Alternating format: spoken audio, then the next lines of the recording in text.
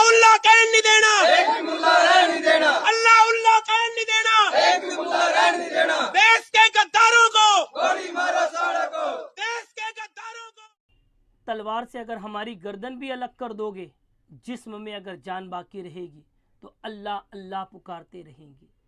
अल्लाह बोलने की इजाज़त भारत का संविधान आर्टिकल 25 ने दिया के कहते हैं कि देश में मुल्लों को रहने नहीं देंगे।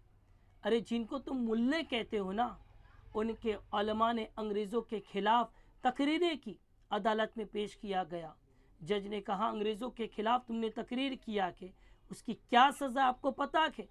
अंग्रेज़ जज कहता कि फांसी की सज़ा के। हमारे बुज़ुर्गों ने, हमारे उलमा ने बैग में से वाइट कलर का कफन निकाला और कहा जब हम घर से निकले थे ये कफन को लेकर निकले थे, और उनके जानशीनों को कहते हो कि देश में रहने नहीं देंगे। उनकी तकरीर की बदौलत, उनके खून की बदौलत, उनकी कुर्बानियों की बदौलत भारत देश आज़ाद हुआ के कहते हैं कि देश के गद्दारों को गोली मारो सालों को।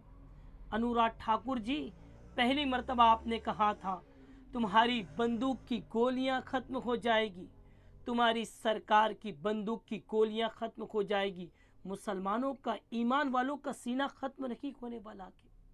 अरे कब हिंदू मुस्लिम एकता का पैगाम दोगे? कभी भाईचारा का भी पैगाम दे दो। गुरुग्राम के अंदर सबको पता है कि हरियाणा में दंगा शुरू हो चुका है। सेक्टर 70 के अंदर, गुरुग्राम के अंदर 4,500 मुसलमान गरीब रहते थे। उनके घर पे जाकर उनको धमकी दी गई कि घर खाली कर दो वरना मार दिए जाओगे। उनको मजबूरी में घर खाली करना पड़ा।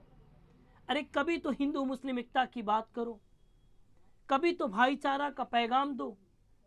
आज भिवंडी शहर, जिस शहर से मैं आता हूँ, शहर का नाम है भिवंडी शहर, उस शहर के अंदर हिंदू मुस्लिम एकता भाईचारा की एक बेहतरीन मिसाल के।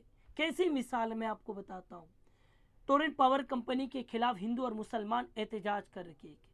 दोनों मजहब के लोग गुस्से में थे। दोनों मजहब के लीडर एक मंच पे बैठते हैं, जमा होते के, भाईचारा का पैगाम देते के, मोहब्बत का पैगाम देते के। कैसे मैसेज देते थे कि मुसलमान और हिंदू रोड पे उतर कर जब एहतजाज करते थे तो मुसलमान कहता है हम सब, हमारे हिंदू भाई कहते एक है, हिंदू भाई कहते हम सब, मुसलमान कहते हैं एक है। रोडों पर उतर कर एक दूसरे का हाथ पकड़कर एहतजाज कर रखे के। ये हिंदू मुस्लिम एकता की, ये भाईचारा के, ये प्यार मोहब्बत के, ये भाईचारा, ये प्यार मोहब्बत, ये एकता अगर देश में पैदा हो गई तो कोई देश का, स्टेट का, किसी नौजवान का, महिला का घर जलता हुआ नजर नहीं आएगा। कोई हिंदू माँ, कोई मुसलमान माँ रोती हुई नजर नहीं आएगी। ये भाईचारा, ये प्यार मोहब्बत हमें पैदा करना होगा। एक संदीप मिश्रा करके हमारा एक हिंदू भाई है, वो कहता है कि मैं ईद के दिन कृष्णा जी की पूजा की और पूजा करने के बाद 500 फूल, गुलाब का फूल लेकर अपने मुसलमान भाइयों की तरफ गया। मुसलमान भाई ईद की नमाज के बाद मस्जिद के बाहर आए। मैंने मुसलमान भाइयों को एक कदम आगे बढ़कर गुलाब का फूल दिया।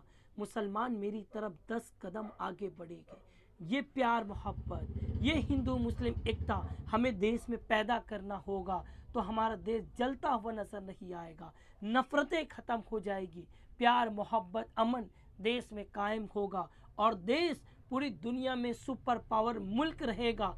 मैं हिंदुस्तानियों से अपील करता हूँ कि हिंदू मुसलमानों से अपील करता हूँ, हमें एकता पैदा करनी होगी ताकि इस एकता की बुनियाद पर पूरी दुनिया देखे कि हिंदुस्तान के अंदर हिंदू और मुसलमान अमन से रहते हैं, भाईचारा है उनके अंदर, हमें भी रहना चाहिए। जय हिंद, जय महाराष्ट्र। सुप्रीम कोर्ट ने हाल ही के अंदर कहा कि हरियाणा हुकूमत को हिदायत दी है कि अगर कोई समाज के अंदर नफरत फैलाता है तो उसके ऊपर कानूनी कार्रवाई करे। क्या कर रही है हरियाणा की हुकूमत? तालियां बजा रही है, तमाशाई बनकर देख रही है। गुरुग्राम के अंदर सेक्टर 70 के अंदर 4.5